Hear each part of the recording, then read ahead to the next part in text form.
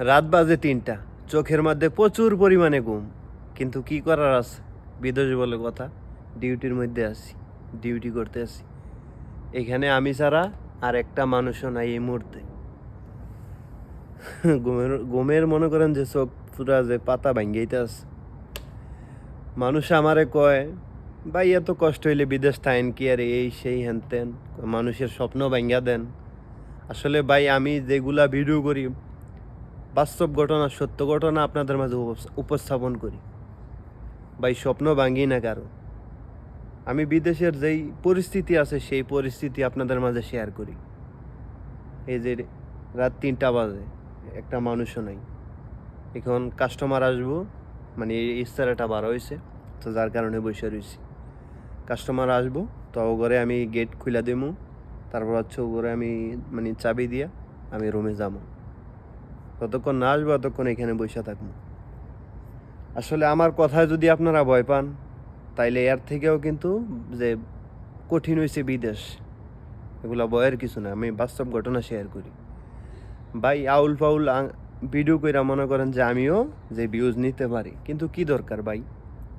আপনি অন্যজনের ভিডিও দেখবেন, আমার ভিডিও দেখবেন। আমার ভিডিও হয়তো কম মানুষ দেয়, কিন্তু আমারে ভালো কমেন্ট করে।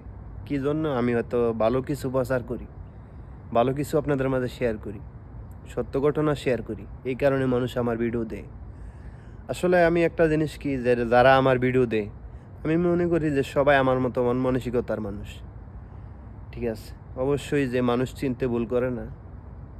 অনেক জনের আমিও মানুষের ভিডিও দিই, তবে কিছু মানুষ ভিডিও ভালো বানায়, কিছু মানুষ মনে করেন যে ভিউজের জন্য আবল তাবল ভিডিও বানায়। অবশ্যই যথেষ্ট সম্মানের সহিত ভিডিও করি, যাতে কোনো দিন মানুষ দুই কথা না কইতে পারে। ভিউজ আসুক বা না আসুক তাতে কোনো সমস্যা নেই। আমার কথা হচ্ছে অল্প সংখ্যক মানুষ ভিডিও দেয়, তাতে আমি আলহামদুলিল্লাহ। আমার কথা একটাই, যে আমার ভিডিও মানুষ দেওক, মানুষ ভালোবাসে, যে এটাই আমার জন্য অনেক কিছু।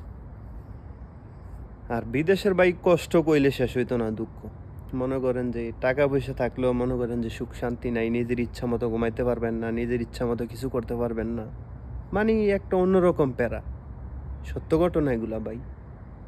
রাতের ৩টা বাজে শুধু টাকার জন্য মনে করেন যে এখানে বসে রয়েছি, ডিউটি করতেছি।